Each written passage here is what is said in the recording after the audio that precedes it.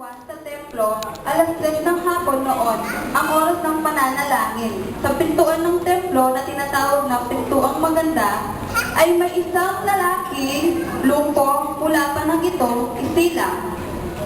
Dinadala ito sa templo upang araw-araw upang mamalimos sa mga taong pumapasok doon. Nang makita ito, sina Pedro at Juan na papasok sa templo, siya'y naglimos. Tinitigan siya ng dalawa. At sinabi ni Pedro sa kanya, "Tignan mo kami." Tumingin nga siya sa kanila sa pag-asang siya'y nilimusan. Ngunit sinabi ni Pedro,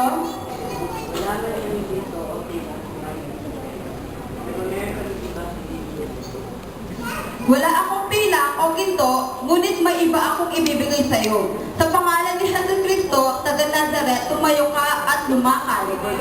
Hinawakan siya ng kanang kamay ang lumpo at itinayo. Noon din lumakas ang mga paa at bungong-bungong ng lalaki.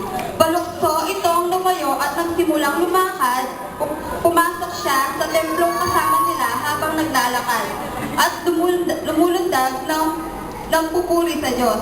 Nakita ito ng lahat at nang makilala nila siya ang pulubing dati nakaupong namamalimos sa Pintuang Maganda ng templo, namangha sila at nagtaka sa nangyari sa kanya.